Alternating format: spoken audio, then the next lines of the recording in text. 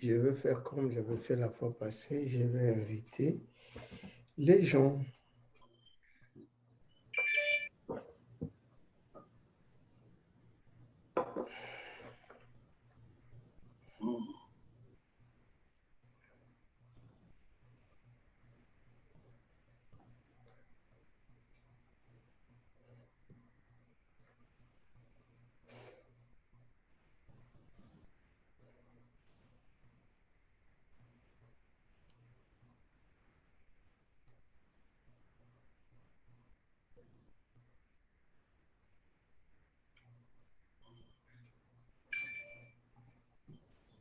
Ok. Bonsoir, bonjour. Soyez les bienvenus à notre programme Léandre et André. Ce sera, je pense, notre cinquième programme depuis que nous avons commencé avec ces sujets combien importants et intéressants qui abordent la grâce de Dieu sous différents aspects, cette grâce de Dieu par laquelle nous avons été sauvés, cette grâce de Dieu par laquelle nous sommes justifiés, cette grâce de Dieu par laquelle nous sommes sanctifiés, et cette grâce de Dieu par laquelle nous sommes victorieux. Et aujourd'hui, avant qu'on entre dans les vifs du sujet, je voudrais juste demander à nos amis qui nous suivent de ne pas être timides, c'est-à-dire de chercher, de commencer à poser des questions, à nous envoyer des questions, parce que personnellement, pasteur, j'ai toujours des questions aussi. Hein. J'ai des questions. D'ailleurs, aujourd'hui, on va avoir beaucoup de questions. Je me pose des questions et je pense que si nos amis peuvent aussi poser les questions qu'ils ont, ça va nous aider beaucoup dans la préparation et dans la présentation de ces sujets. Et ça va nous aider à avancer dans la recherche de ce que nous sommes en train de poursuivre, c'est-à-dire l'édification du corps du Christ et l'édification je dirais, du chrétien, que je dirais, du disciple, que Dieu veut que nous puissions être des disciples de Jésus-Christ. Pasteur, je ne sais pas si vous allez commencer par prier ou bien faire une exhortation et puis on commence. Non, je crois que nous pouvons seulement commencer par une prière. Et alors, si nous pouvons nous incliner devant Dieu. Éternel, nous te remettons cette session entre tes mains, cette émission que tu nous as gratuitement donnée pour faire connaître tes voies, pour encourager tes enfants et tes serviteurs à persévérer dans ce que tu leur as demandé de faire, dans leur appel. Nous savons que ce n'est pas facile. Nous savons que parfois le message n'est pas bien compris. Alors nous te demandons de nous aider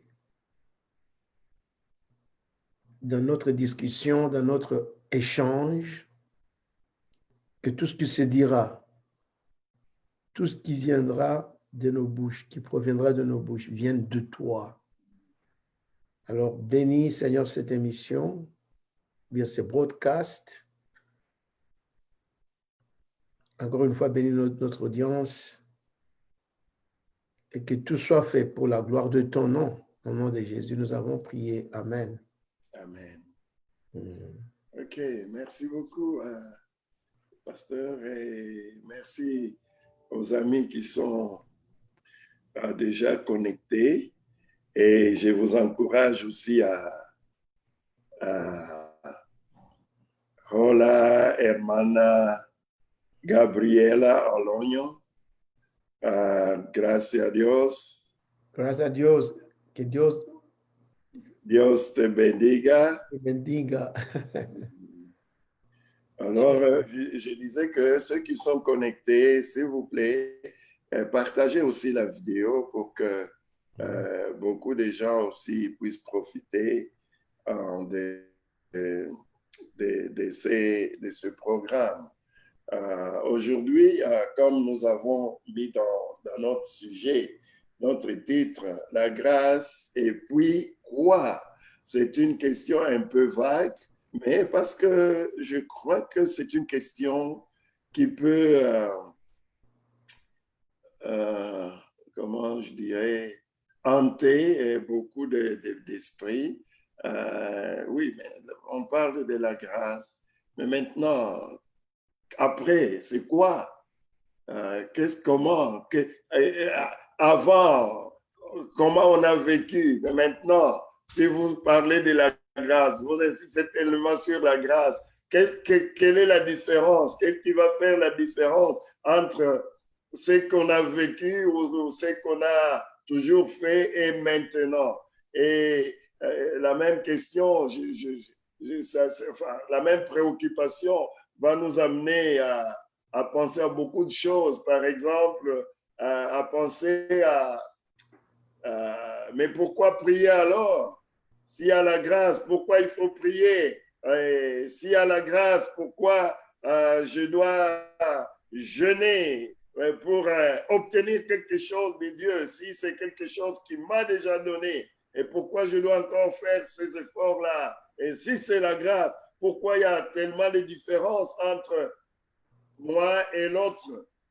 Pourquoi on n'est pas tous dans les mêmes conditions, on n'est pas dans la même situation, on n'a pas les mêmes choses dont on a besoin. Alors voilà autant de préoccupations. Et pendant ce court temps que nous avons, nous allons essayer de partager et d'aider pour que chacun puisse comprendre quelle est la différence, qu'est-ce que la grâce apporte de différent dans la vie d'un chrétien. Pasteur, vous avez la parole. Merci beaucoup, pasteur. Et voilà, c'est une très bonne question. La grâce, et après, quoi? Est-ce que la grâce, parce que dans notre partage, nous continuons toujours à dire que, en tant que chrétiens, tout ce que nous recevons, c'est par la grâce. À partir de notre salut, et tout ce que Dieu nous donne, c'est sur base de sa grâce. Parce qu'il nous a donné toutes choses avec son Fils. Amen. Alors maintenant, la question qui est vraiment une question pertinente, c'est que parfois on se demande si Dieu m'a fait grâce, pourquoi est-ce que je dois continuer, par exemple, à avoir des problèmes dans ma vie? On peut facilement parler des problèmes financiers, on peut facilement parler des maladies, on peut facilement parler des persécutions, des tribulations, des épreuves, des souffrances. Et je crois que la question qu'on doit se poser, c'est de savoir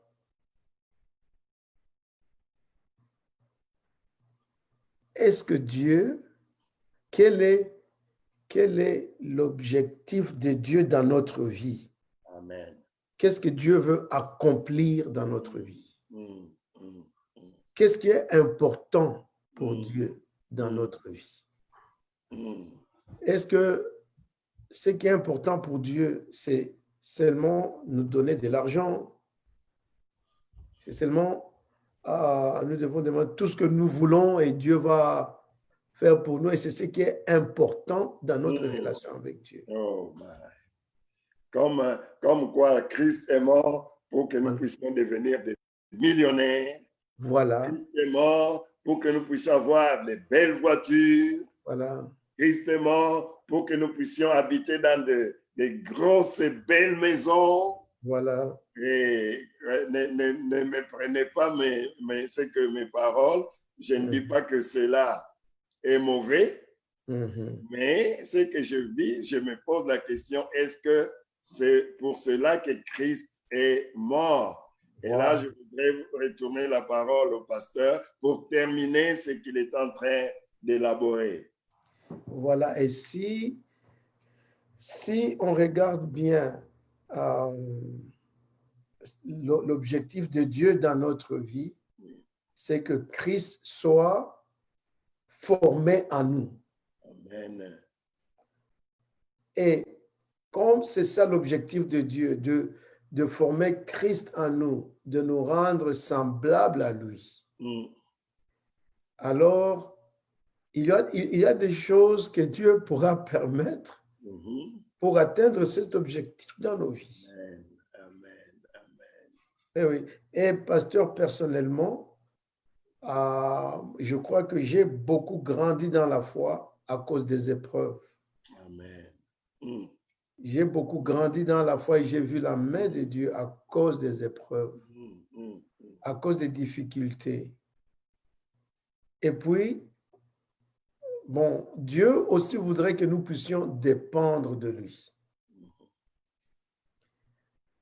Nous avons besoin de Dieu et il n'a pas besoin de nous. Alors, par exemple, la prière.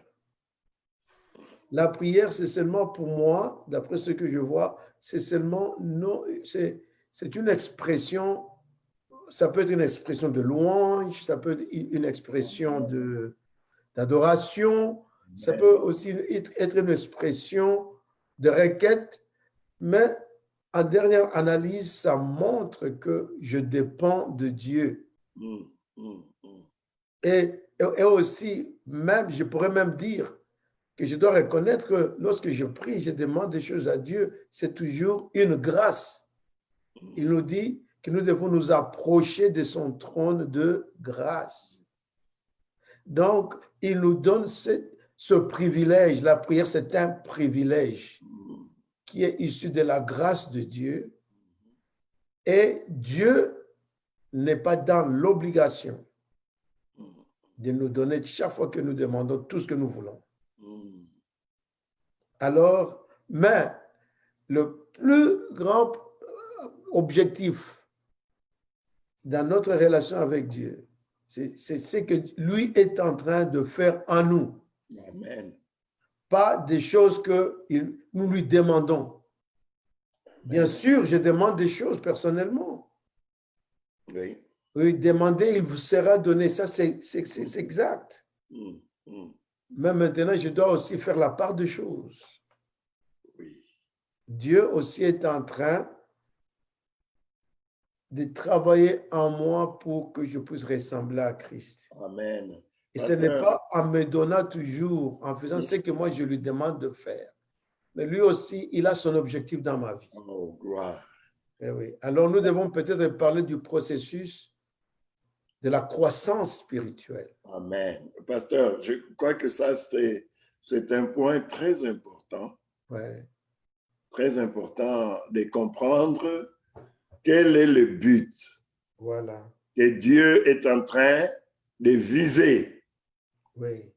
Et quand nous comprenons ce but et nous avons entendu, nous avons compris que le but de Dieu, donc l'objectif de Dieu, ce n'est pas nécessairement nous donner des voitures, ce n'est pas nécessairement nous donner de l'argent, Oui. Ce n'est pas nécessairement faire de nous des grands hommes, c'est-à-dire des docteurs, des avocats.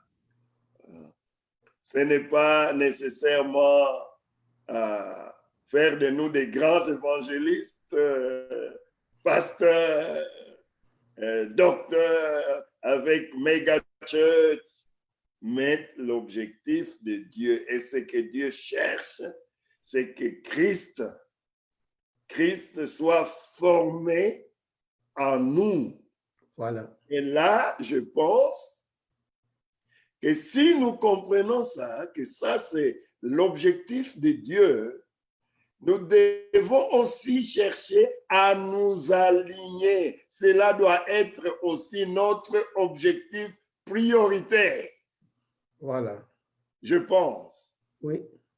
Ça doit être notre objectif prioritaire. Et maintenant, sachant que Dieu va tout faire pour atteindre cet objectif-là, si nous le laissons faire, n'est-ce pas? Oui, parce qu'il a un plan pour notre vie. Amen. Il a un plan. Et nous voulons vivre notre vie selon ce que nous entendons. Alors lui, il a aussi un plan pour notre vie. Alléluia. Et puis son plan pour notre vie, c'est de nous rendre semblables à Christ. Que Christ soit formé en nous, de nous établir dans ses voies. Alléluia. Et pour cela, sa grâce est donnée. Voilà. La grâce de Dieu est là pour nous amener à cette étape-là, disons, à cet objectif, à ce but de Dieu pour notre vie. Voilà. Mais alors, pasteur, oui. Revenant un peu à ce que vous avez dit sur la prière. Oui, oui. Donc, je trouve que, comment je peux exprimer ça? Je trouve que, parce que dans la Bible, on dit que Dieu nous a créés pour son bon plaisir. Amen. Voilà. C'est-à-dire, notre vie doit aussi être là. C'est-à-dire, nous sommes là aussi pour plaire à Dieu. Tout à fait. Pour honorer Dieu. Tout à fait.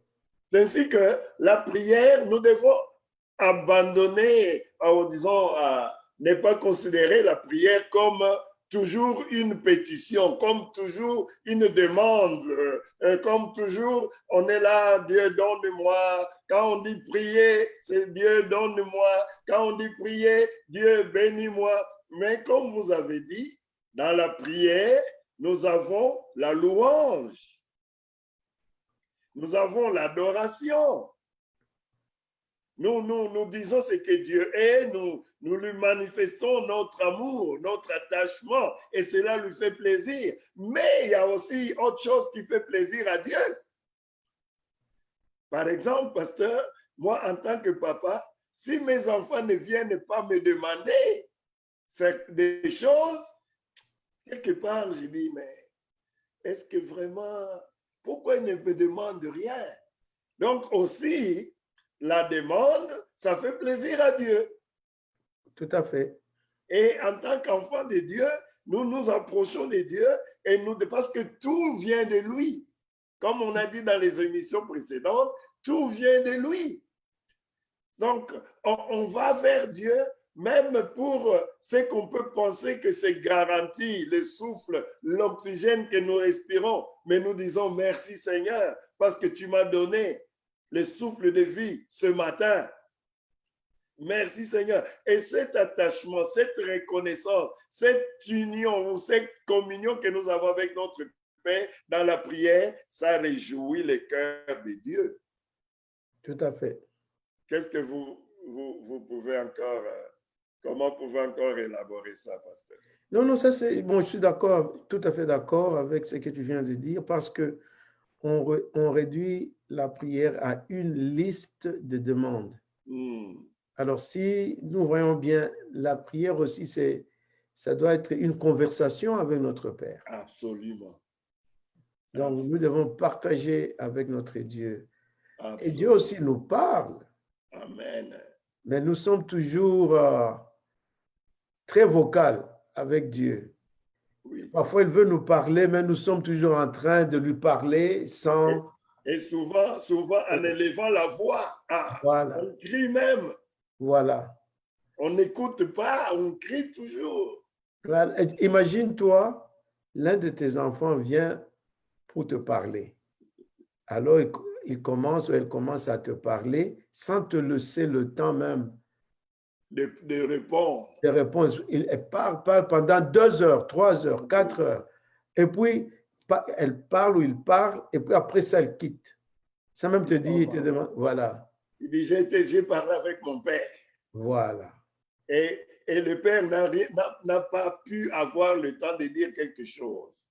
Voilà. Alors, nous avons Le père réduit, est encore plus triste. voilà, nous avons réduit la prière seulement lorsque nous voulons quelque chose de Dieu. Alors, nous avons une liste. Parfois, je me demande, est-ce qu'on prend même le temps, par exemple, de ne rien demander à Dieu, seulement de le glorifier, de le louer Oh my gosh. pour qui il est, Amen. bien de le glorifier et de le remercier pour notre salut, pour Amen. la grâce qu'il nous a donnée. Oh, gloire à Dieu. Bien, on vient toujours avec une liste de demandes. Wow. Mais alors, pasteur, si je comprends cette explication sur la prière, donc même la lecture de la Bible, c'est prier.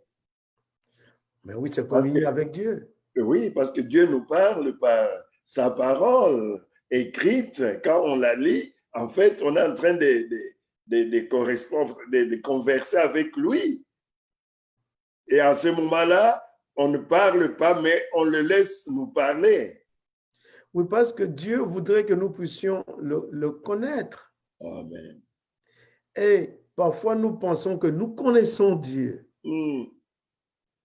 Mais c'est en lisant sa parole, en communiant avec lui, que Dieu continue à nous illuminer et il continue à nous aider à comprendre, à saisir qui il est, pour que nous puissions connaître ses voies.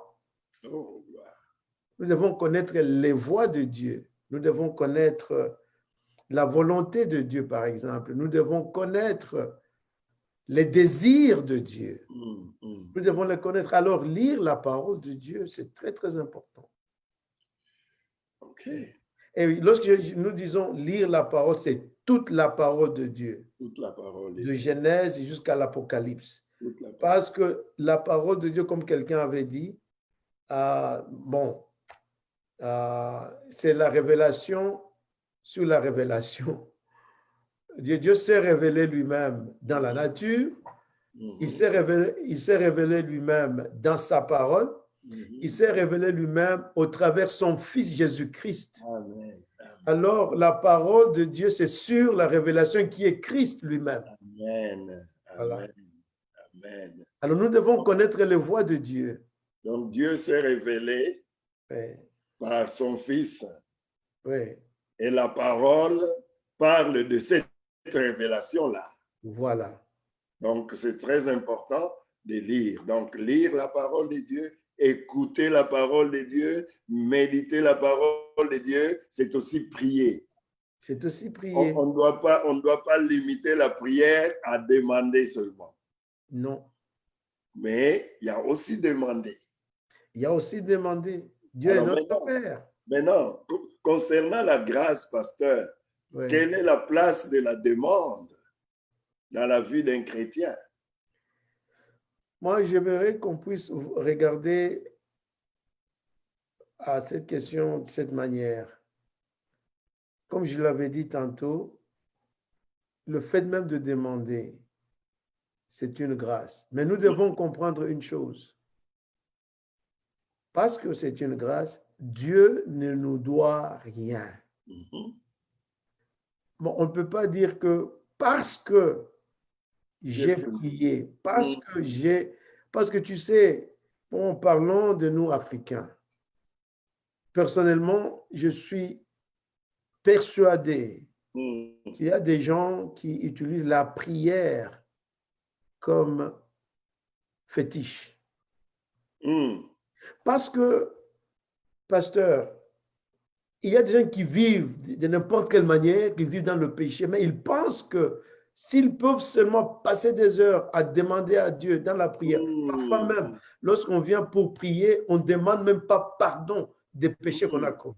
mm. On ne reconnaît même pas les œuvres de la croix, le sang de Jésus. Il Oh, avait versé pour nous pardonner. Parce que nous avons besoin de quelque chose, alors on se précipite.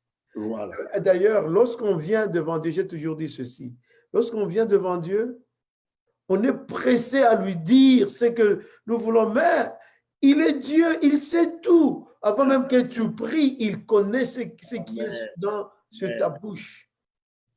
Il Ok. connaît. Il n'est pas surpris, en Il d'autres n'est pas termes. surpris. Il n'est pas Voilà. surpris. Donc, je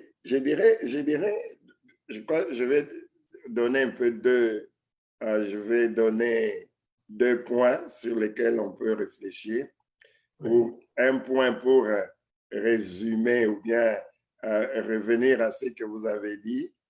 Donc, la prière, quand on vient, on demande à Dieu et on demande parfois chez l'homme, le malheur ou le problème, c'est que la prière devient comme une œuvre. Oui. Comme je fais ça, comme j'ai prié, alors Dieu doit me donner. Voilà. Alors que Dieu n'est pas obligé du tout. Non, pas du tout. Il n'est pas obligé. Pas du tout. Alors, donc nous devons être dans cette attitude où, quand nous venons à Dieu, nous savons qu'il connaît tout et nous venons à lui et nous lui demandons avec foi et on s'attend à recevoir, bien sûr. Oui. Mais si on ne reçoit pas ce qu'on a demandé, ce n'est pas que non, Dieu ne me connaît pas, Dieu n'existe pas, ou bien il y a un autre mouvement qui est venu dans l'Église où on pense que chaque fois qu'un malade se présentera devant moi, j'ai pris pour lui, Dieu est obligé de le guérir. Et là c'est un peu mettre comme un ensemble de règles. Vous faites A plus B plus C, ça va donner D. Non, avec Dieu, ce n'est pas comme ça. C'est lui. Hein? C'est lui. Tout part de lui. C'est lui devant qui nous venons, c'est lui qui a tout. Nous demandons et c'est lui qui décide de nous donner.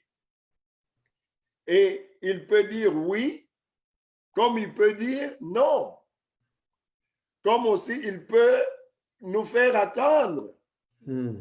Parce que ce que Dieu cherche, et ça c'est quelque chose que le Saint-Esprit me fait comprendre, ce que Dieu cherche, ce n'est pas d'abord que notre condition change, mais ce que Dieu cherche d'abord, c'est que nous puissions changer. Alors, parfois,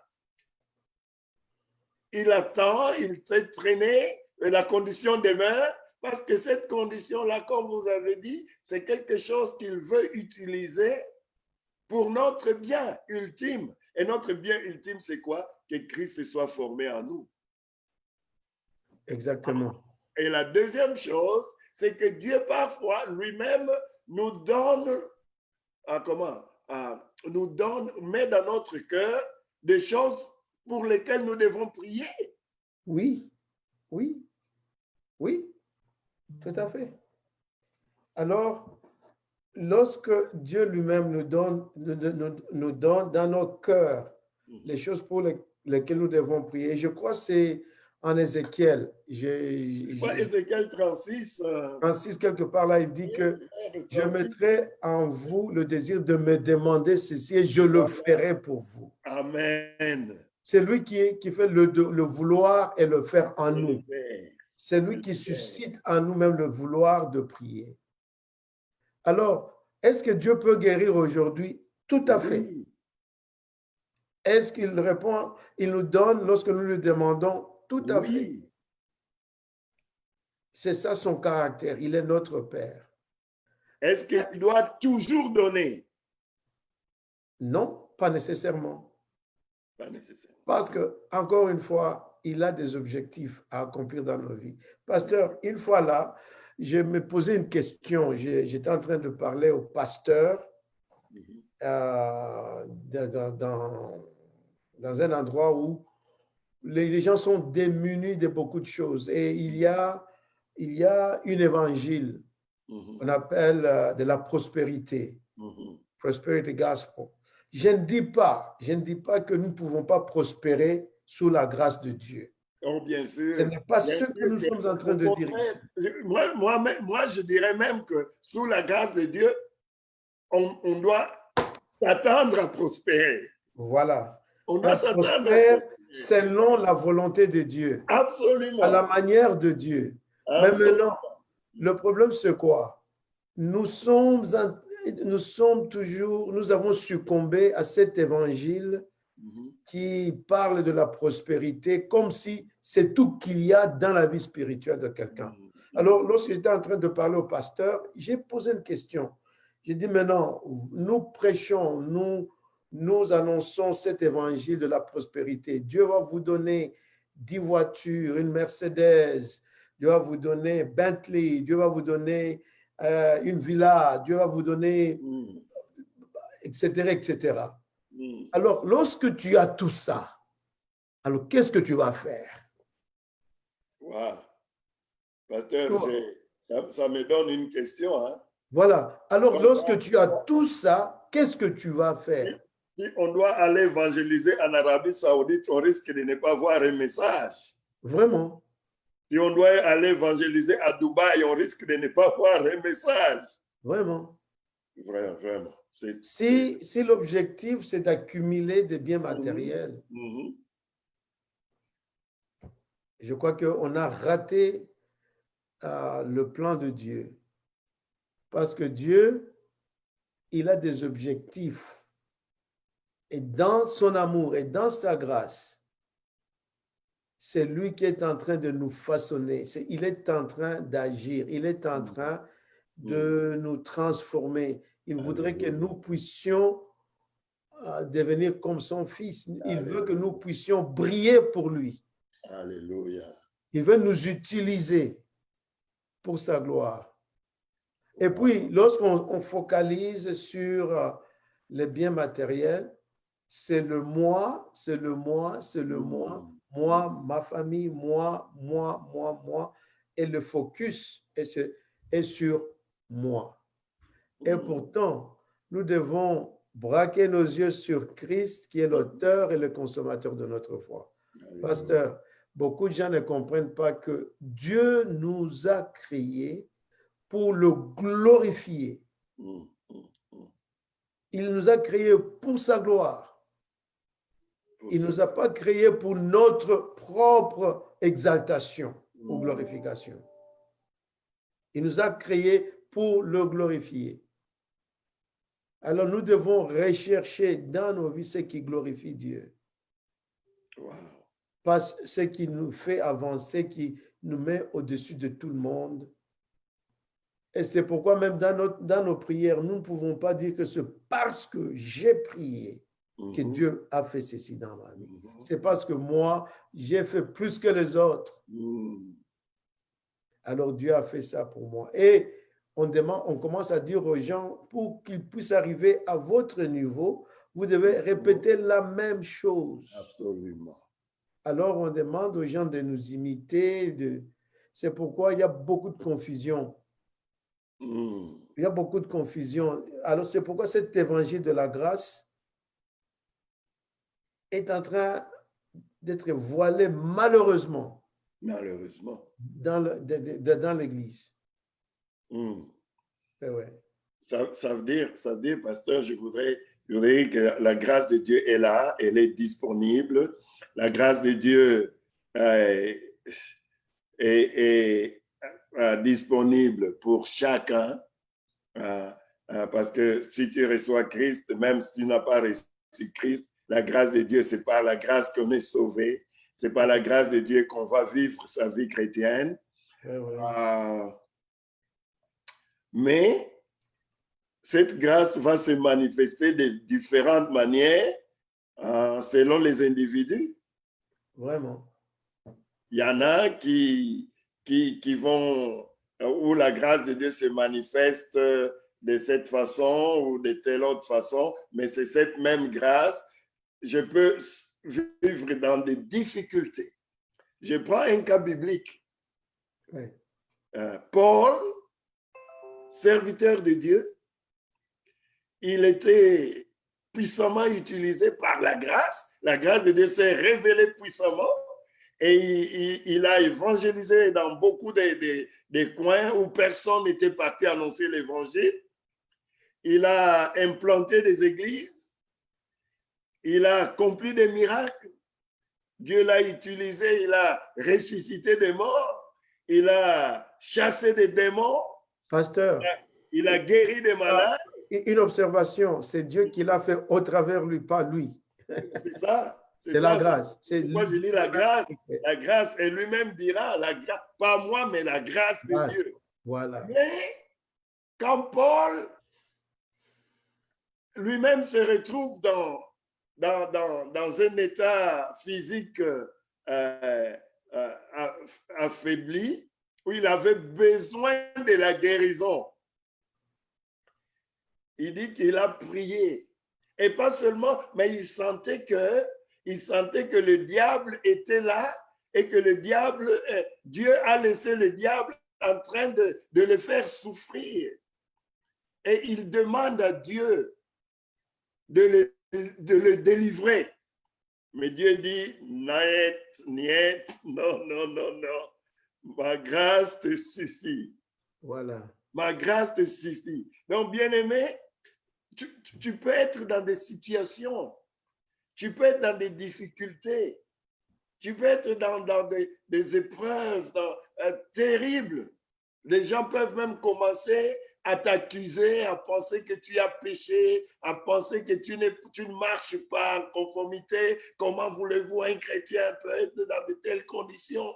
Comment voulez-vous un chrétien? Non, mais la grâce de Dieu est toujours sur toi. Et Dieu est en train d'accomplir ou d'atteindre l'objectif ou le but suprême qui s'est assigné pour toi, c'est que Christ soit formé en toi. Voilà. Christ soit formé en toi. Je crois que nous ne devons pas perdre ça de vue. Et nous devons comprendre que la première chose que Dieu cherche, c'est ça. Le reste, on peut avoir ça. Nous bénissons Dieu. Si on ne voit pas ça, gloire à Dieu. Mais nous savons que en Christ Jésus, nous avons tout. Nous sommes bénis de toutes sortes de bénédictions.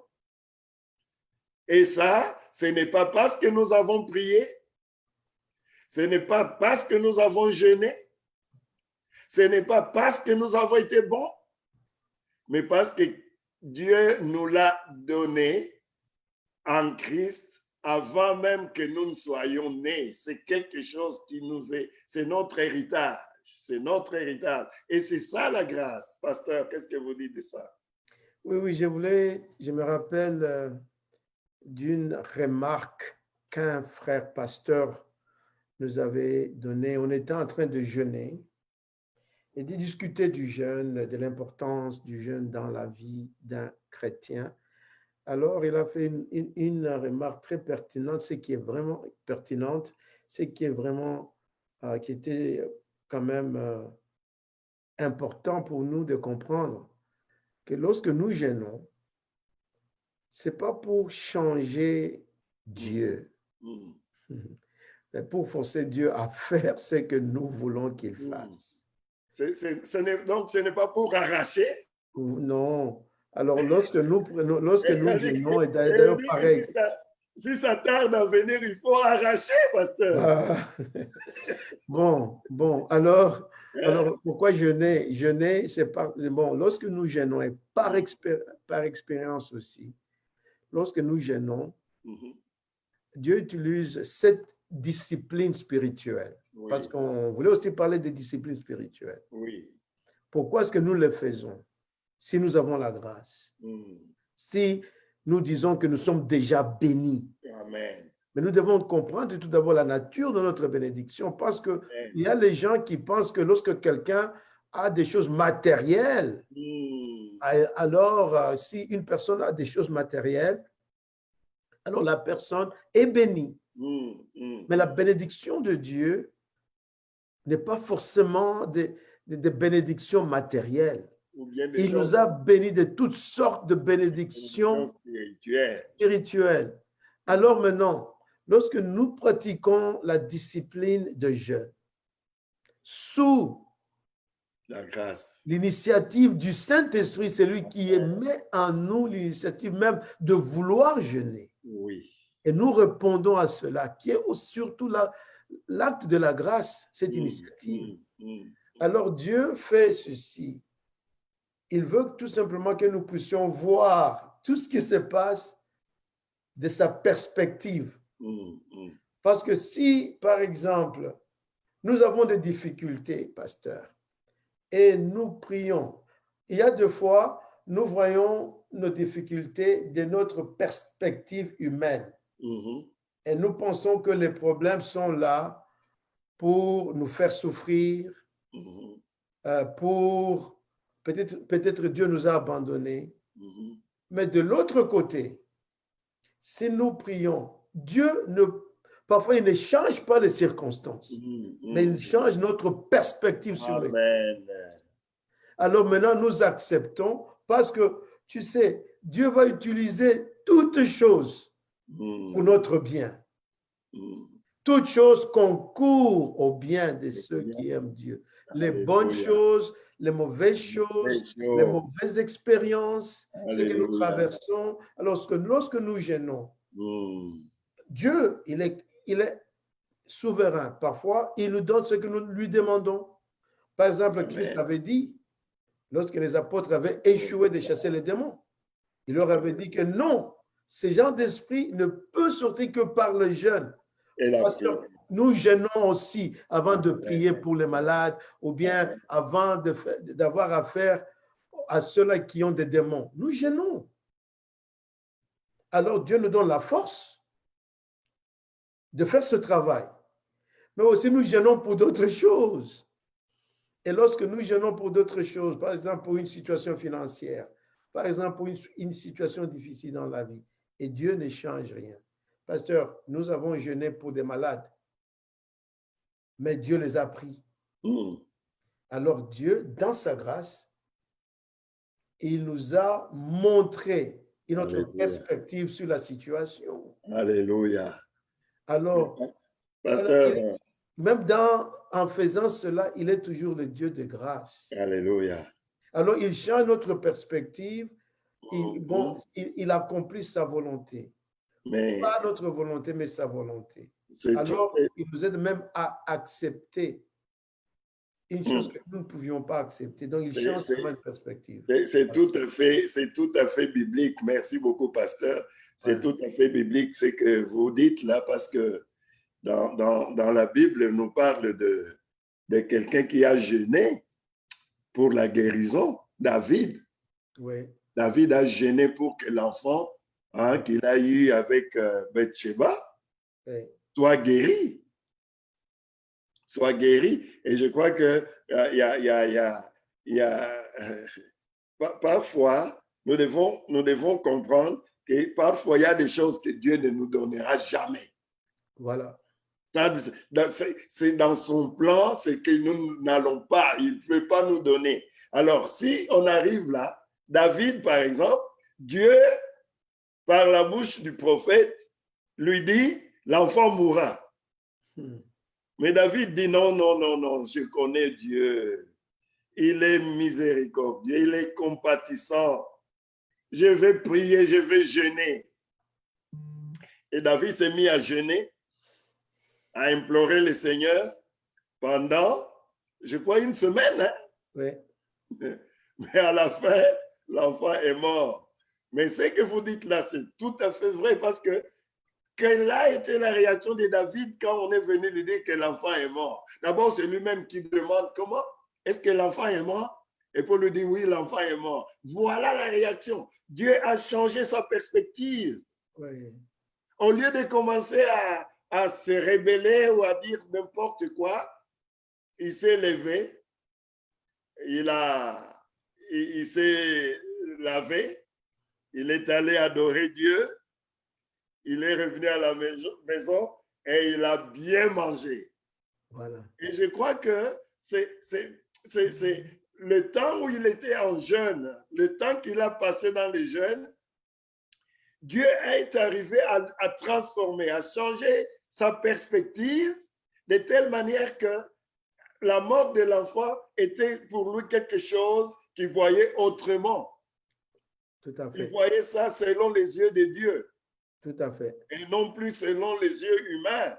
Voilà. Et je crois que c'est cela que les jeunes accomplissent dans la vie d'un chrétien. Bon, pas seulement, mais une des choses que les jeunes accomplissent. Mais, et je dirais encore que quand je vois, par exemple, si nous comprenons la grâce, c'est-à-dire, quel que soit ce qui nous arrive, nous bénissons le Seigneur. Amen. Amen. Et bibliquement, il y a Job. Oui, j'ai pensé à lui. Hein?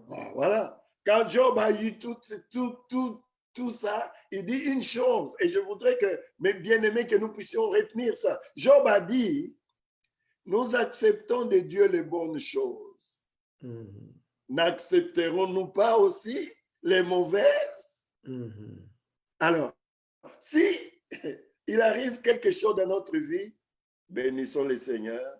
C'est lui qui donne le bien, c'est lui qui permet le mal. Gloire à son nom. Sa grâce est là pour nous. Voilà. Et sa grâce nous fortifie. Et nous savons que dans tout ce que Dieu permet, son objectif, c'est que Christ soit formé à nous. C'est pourquoi la Bible dit tout concourt au bien de ceux qui aiment Dieu, de ceux qu'il a appelés selon son bon plaisir. Pasteur. Oui, oui. Et de ceux qu'il a fait quoi? Qu'il a appelé selon son bon... Son destin. Voilà, voilà. Ouais. Donc, tout ce que nous faisons, ça a à voir avec la volonté de Dieu, ça a à voir avec la gloire de Dieu, ça a à voir avec le désir de Dieu. Amen.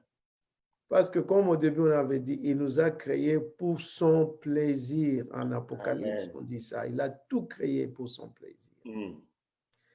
Donc, nous ne sommes pas le centre de la vie spirituelle. C'est Dieu, c'est Christ qui doit être au centre de nos vies. Il doit être au cœur de nos vies.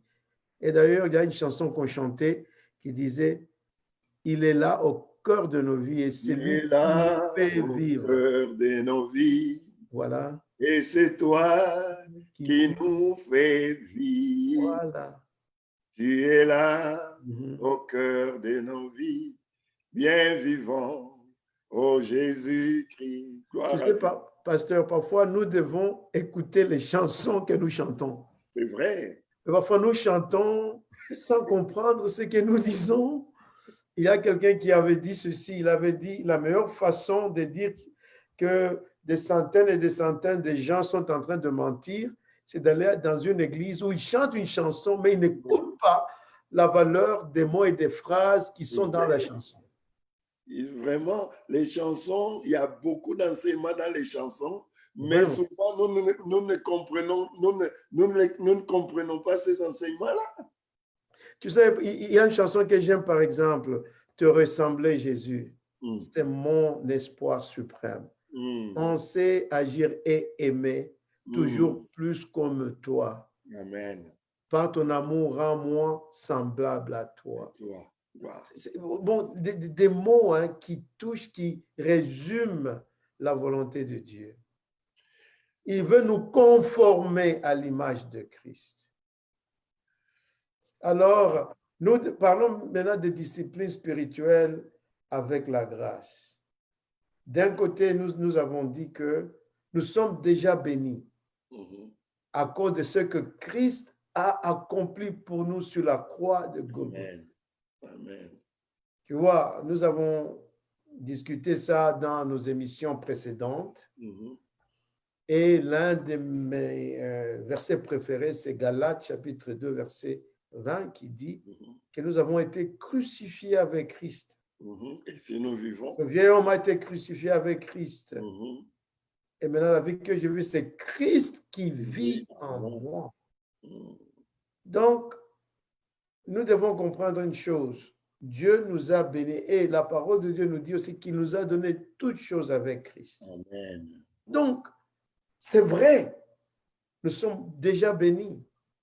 Maintenant, la question, et je voudrais encore revenir un petit peu là-dessus, pourquoi est-ce que nous avons discuté de la prière, pourquoi est-ce que nous devons prier, bon, les disciplines spirituelles que nous devons faire, par exemple, la prière, la lecture de la parole de Dieu, le jeûne, donner les dîmes et les offrandes, servir Le Dieu, service. oui, servir Dieu, Mhm. et etc., etc. Pourquoi est-ce que nous devons encore le faire si est-ce que nous ne pouvons pas tout simplement dire que nous sommes déjà bénis, attendons seulement aller au ciel. Ou bien Mhm. quelqu'un disait aujourd'hui que pourquoi est-ce que Dieu après nous avoir sauvés, ne nous enlève pas Directement. directement au lieu de rester ici sur cette terre en Mhm. train de traverser ce que nous traversons, et nous devons continuer à travailler, continuer à suer, continuer à, à expérimenter des difficultés. Mhm. Voilà. Alors, c'est ça la question. Et je crois que c'est là où beaucoup de gens, parfois, ont des problèmes.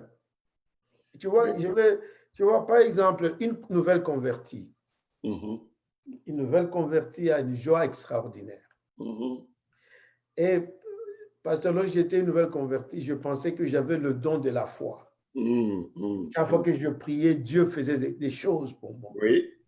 Oui, oui, j'étais content. J'ai dit, non, tout ce qu'on m'a dit, c'est vrai. Dieu Mhm. est bon. Tu Mhm. vois, j'ai des difficultés. Lorsque je prie, Dieu agit. C'est Mhm. incroyable. J'étais Mhm. très, très content.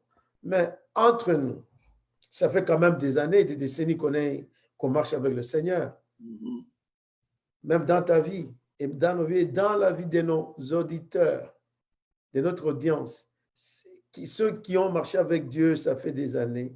Si on est honnête, il y a des choses qu'on avait demandées à Dieu et Dieu ne nous a jamais donné ces choses. C'est vrai. Pasteur, à un moment donné, j'ai prié pour certaines choses, je ne veux même pas les mentionner. J'ai prié pendant des années, et j'ai persévéré parce qu'on dit, pray until something happens. Happens. Oui, oui, happens. Alors, je priais. Mais à un moment donné, je me suis dit, Et non, je crois que. à l'allure où vont les choses, à cet âge où je suis, Mhm. je crois que ce n'est plus nécessaire de m'attendre à ce que Dieu fasse cela. Vraiment. Donc, ce n'est pas la volonté de Dieu, je le glorifie. Amen. Oui, oui. D'un côté, nous devons persévérer dans la prière. Mais de l'autre côté, le Saint-Esprit peut nous convaincre pour nous dire que Ah oui. non. Ah oui. Alors, nous devons accepter.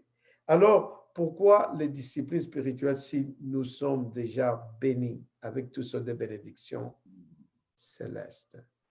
Mhm. Je crois, on a tellement parlé de la prière, mais parlons par exemple de la discipline de lire la parole de Dieu Mhm. vis-à-vis de la grâce de Dieu. Mhm.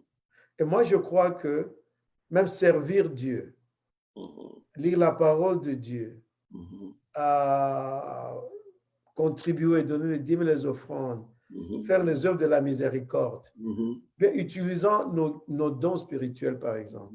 Mhm. Pourquoi tout cela? Mhm. Moi, je crois que parfois, on oublie que il y a une différence entre le fait que nous avons été justifiés, nous avons été sauvés par la grâce, Mhm. et nous serons, à la fin des jours du monde, glorifiés comme Christ a été glorifié. Amen.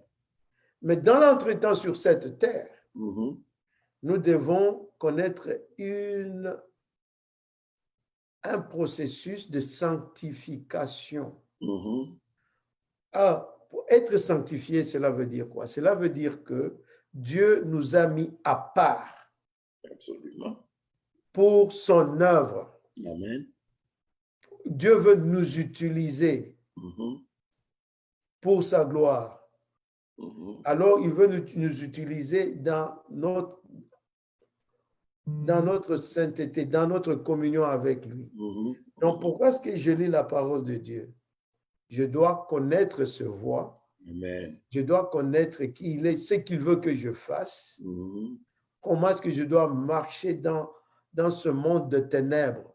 Mhm. Alors, je dois communier avec lui. Je ne peux pas connaître les voies de Dieu Mhm. sans lire sa parole. Alléluia. Alors, c'est lui qui initie le désir même de vouloir lire la parole. Et c'est en lisant la parole de Dieu que je vais connaître qui il est. Pasteur, il y a comment est-ce que je peux dire? Il y a quelque chose qui manque dans nos églises. Beaucoup de gens ne connaissent pas qui est Dieu. Beaucoup de chrétiens.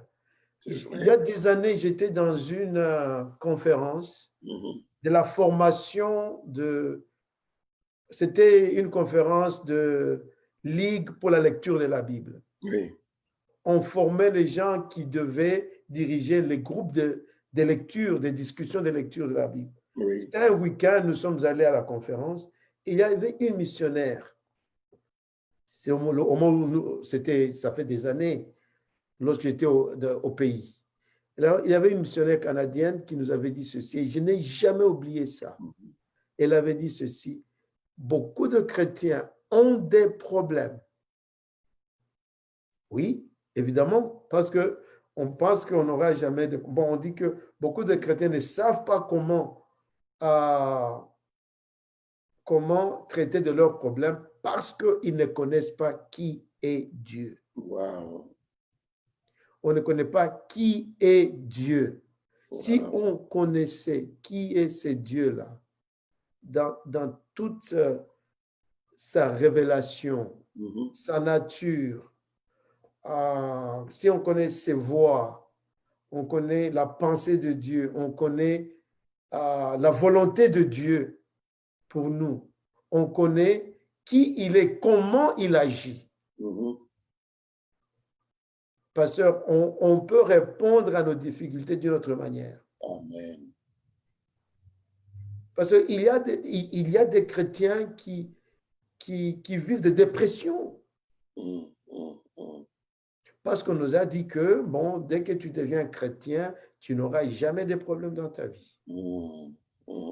Ou bien la vie spirituelle consiste seulement dans des combats. Chaque fois, il faut combattre, il faut combattre, il faut combattre. Alors, pasteur, lorsqu'on a cette vision de la vie spirituelle, qu'il faut toujours combattre parce qu'il y a un ennemi qui va nous tuer, alors on va passer tout son temps à prier des prières de panique. Oui. On est en train toujours de paniquer. Oui. Et on est distrait au lieu de passer du temps à connaître ce Dieu qui est le Dieu tout-puissant. Amen. Et parfois, pasteur, on donne beaucoup de pouvoir au diable.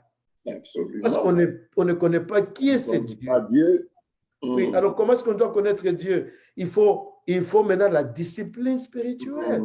Alors nous sommes sauvés par le moyen de la grâce, mais nous devons continuer à grandir dans notre connaissance de Dieu. Amen. Nous devons comprendre qui il est et le Saint-Esprit initie ça en nous. Amen. Alors nous devons maintenant, notre part, c'est coopérer avec Dieu, avec le Saint-Esprit.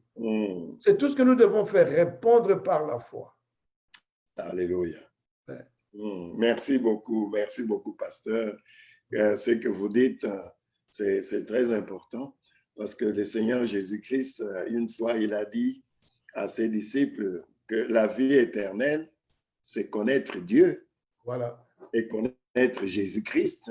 Voilà. Donc, et je sais que parfois, on ne veut pas trop apprendre ce que les catholiques disent, mais ce sont, tout à l'heure, aujourd'hui, plus tôt là, j'étais en train de parler avec mon petit frère et qui me disait que le malheur de nous, chrétiens, le malheur des évangéliques, des pentecôtistes, c'est de penser que les églises traditionnelles, elles ont toujours été ce qu'elles sont maintenant.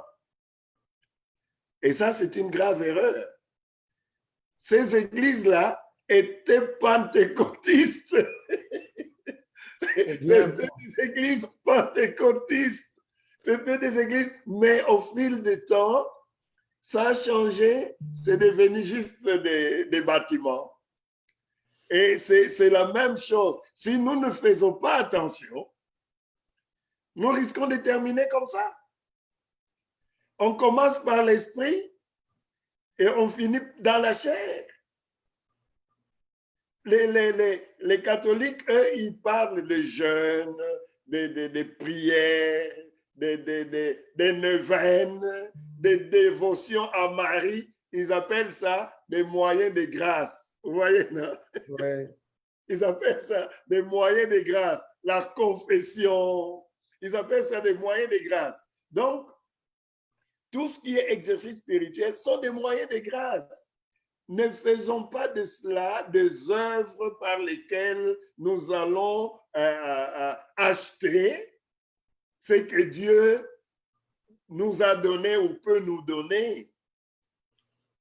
La prière doit rester un moyen de grâce. Le jeûne doit rester un moyen de grâce. Et comme le pasteur l'a dit, le but, c'est la formation, que Christ soit formé en nous.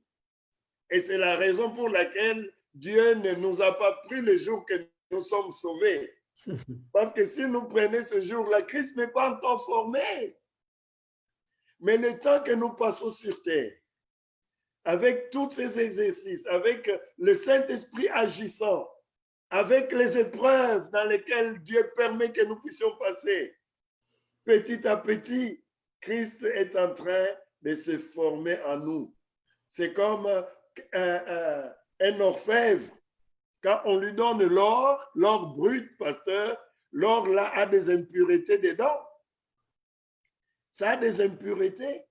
Et l'orfèvre va mettre l'or dans un creuset et il va allumer la fournaise et il va alimenter et éventer jusqu'à ce que la flamme devienne blanche. Et la flamme là va chauffer le creuset. Et l'or dans le creuset va commencer à s'amollir. Et l'or devient tout à fait liquide. Et quand l'or devient liquide, toutes les impuretés qui étaient à l'intérieur de l'or commencent à remonter à la surface. Et l'orfèvre, il enlève les impuretés. Il enlève. Et à un moment donné, il n'y aura plus d'impureté. Quand il regarde l'or dans le creuset, il voit son visage. Il voit son image. Et alors, il va arrêter la fournaise. Alors, moi, je suis arrivé à dire, dans la formation ou pour que Christ soit formé en nous, peut-être beaucoup de gens ne le croiront pas, beaucoup de gens ne vont pas l'accepter, mais il y a deux choses que Dieu utilise le plus. Ces deux choses, c'est les épreuves et puis la révélation. Avec les épreuves, Dieu nous forme. Avec la révélation, Dieu nous transforme à l'image de son Fils. Mais la révélation, ça ne vient pas, ce n'est pas courant, hein? Parce que la révélation, il y a toujours un danger dans la révélation, c'est l'orgueil spirituel.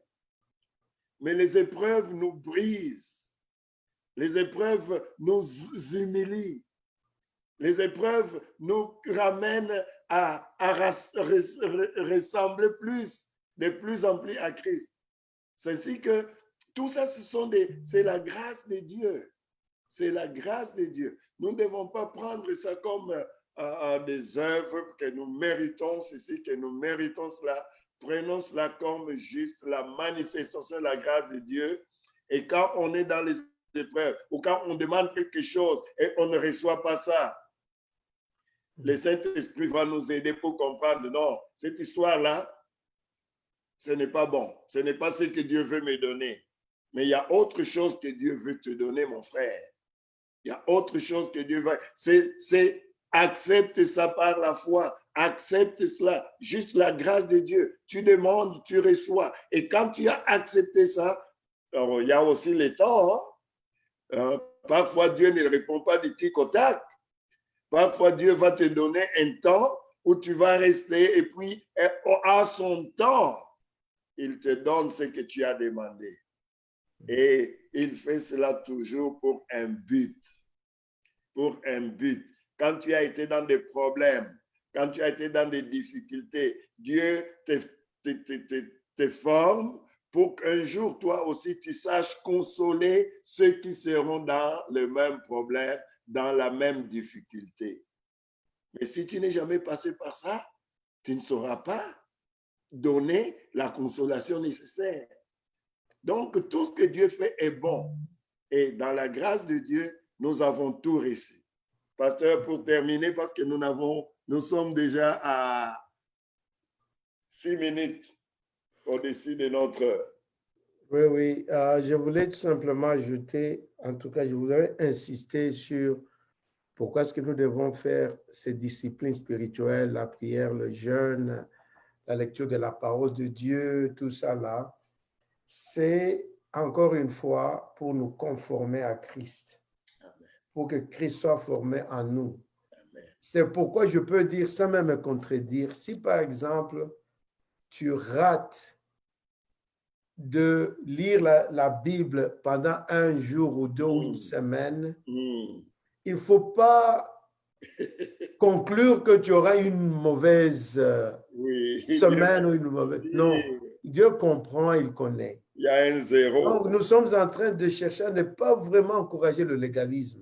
Mais aussi, nous faisons ces disciplines spirituelles parce que Dieu voudrait aussi que nous puissions le connaître. Alors, il y a deux sortes de connaissances. Il y a une connaissance intellectuelle. Il y a des gens qui connaissent beaucoup de versets, ils connaissent la théologie, ils connaissent, tu vois, les grands thèmes, les grands mots, tout ça là. Mais c'est une connaissance intellectuelle. Le diable connaît Dieu intellectuellement. Absolument. Mais il y a une connaissance pratique. Et pasteur, je suis d'accord avec toi, cette connaissance pratique, ça vient lorsqu'on vit cette vie avec Christ. Et au travers la vie qu'on vit avec tout ce qui nous arrive. Et comme nous croyons en Dieu et nous lisons sa parole, alors nous réagissons, tu vois, aux problèmes de la vie selon ce que Dieu se révélait à nous qu'il est. Parce que c'est lui qui est l'auteur de nos vies. C'est lui qui est l'auteur de nos vies. Et c'est ça, c'est ce qui s'est passé dans l'Ancien Testament. C'est comme ça que Abraham a connu Dieu. Il l'a mis à l'épreuve. Il lui a donné un fils et puis il lui a demandé de sacrifier ce fils.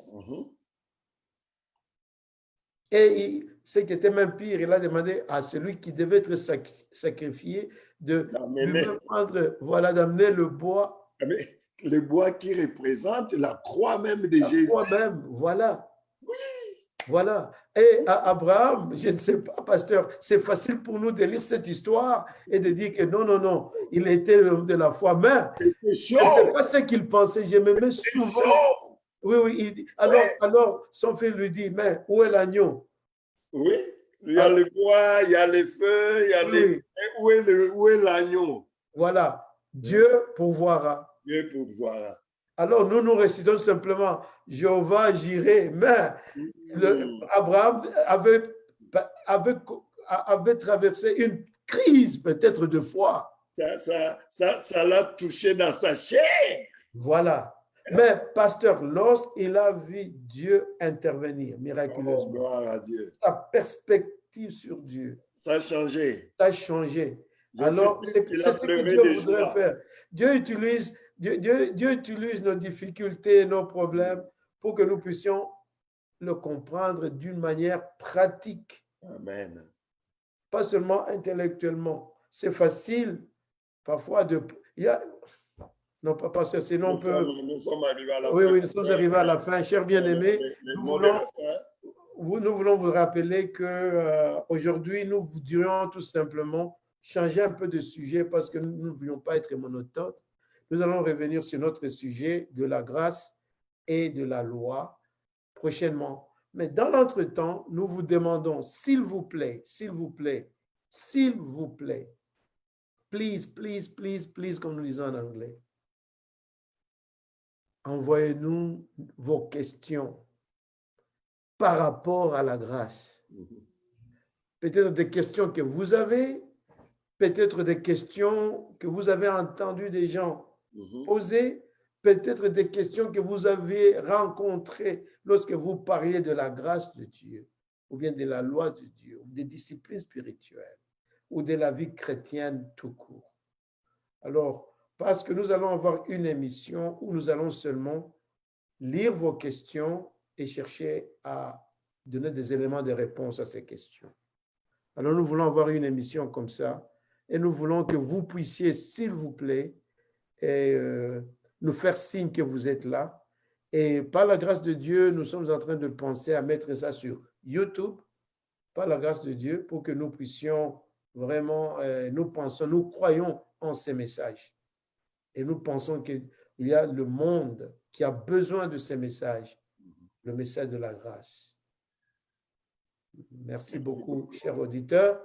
Et comme j'ai prié pour commencer, je voudrais demander au pasteur André, qui fait partie de cette émission qui s'intitule Léandre et André, sur Léandre, lui, il est André, que le pasteur André puisse prier pour clôturer. Est-ce que tu peux prier aussi pour notre audience?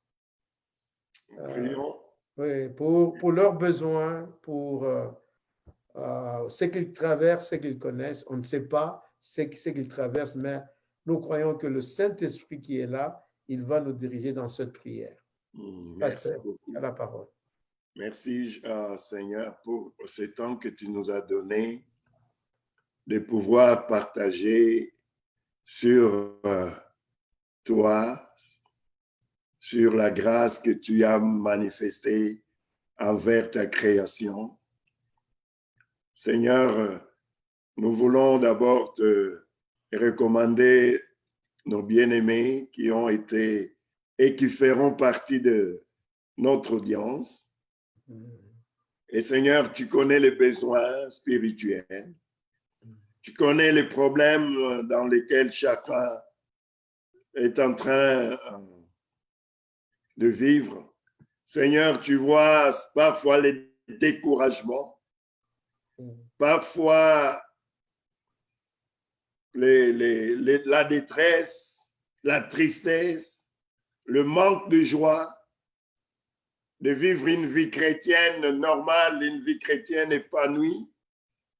Seigneur, tu vois des difficultés financières, des problèmes relationnels. Mais nous savons que toi, tu es le Dieu qui a pourvu à tous nos besoins avec richesse. C'est pourquoi, Seigneur, nous venons près de toi et nous prions que tu visites chacun de nos bien-aimés dans son problème, dans sa condition, dans sa situation particulière. Interviens, Seigneur, agis, Seigneur. Délivre les captifs. Sauve, Seigneur. Bénis ton peuple. Que, Seigneur, tu manifestes ta bonté dans la vie de chacun. Que tu puisses bénir chacun, que tu puisses te révéler à chacun, que tu puisses délivrer chacun. Guéris ceux qui sont malades, Seigneur. Et tu es l'Éternel Dieu qui pourvoit. Merci, Seigneur, de pourvoir à tous les besoins avec grâce et richesse. Amen. Nous prions, Seigneur, que tu accordes la paix, Seigneur, la paix à ceux qui sont troublés, les cœurs sont troublés, Seigneur. Accorde la paix Oui, Seigneur, cette paix qui surpasse toute intelligence. Seigneur, particulièrement dans cette situation de pandémie, nous prions, oh Dieu, que ta main de consolation, Seigneur, puisse consoler, particulièrement ceux qui ont perdu des bien-aimés à cause de cette pandémie. Tu ne les as pas oubliés, Seigneur. Ta grâce est toujours sur eux. Tu les aimes, Seigneur. Et ce soir encore, tu leur dis, je suis votre Père, je suis votre Dieu. Je suis mort pour vous. Venez et achetez sans argent. Prenez de l'eau vive et réjouissez-vous. Seigneur, que ta joie comble nos cœurs et que ta grâce, Seigneur, abonde dans nos vies. Que tu sois glorifié, Seigneur, dans la vie de chacun. Et que la prochaine fois, Seigneur, quand nous allons nous retrouver, nous puissions, Seigneur, être dans la joie d'écouter, Seigneur, ta parole et de te connaître, Seigneur. À toi soit la gloire, nous prions. Révèle-toi à chacun, Seigneur, dans sa vie, dans sa lecture de la Bible, dans sa vie de prière. Révèle-toi, Seigneur, et que ta grâce, Seigneur, manifeste-la encore pour chacun et que la gloire te revienne à jamais. Merci, Seigneur, d'avoir été avec nous dès le début jusqu'à maintenant. Bénis, Seigneur, ces paroles. Bénis, Seigneur, ces enseignements. Que ton onction demeure, Seigneur, pour ceux qui vont écouter, ceux qui vont suivre cette vidéo, et que tu agisses comme toi seul peux le faire. Que la gloire te soit rendue. Nous avons prié au nom de Jésus-Christ, notre Seigneur et notre Sauveur. Amen. Amen. Amen. Merci beaucoup, Alors, Père bien-aimé. À la prochaine, lundi à la même heure, à 19h, heure de l'Est, et 23h GMT. 23h GMT, vous pouvez nous joindre, mais entre-temps, partagez la vidéo, suivez la vidéo et ne manquez pas de poser des questions si vous en avez. Que Dieu vous bénisse. À la prochaine. À la prochaine. Bye.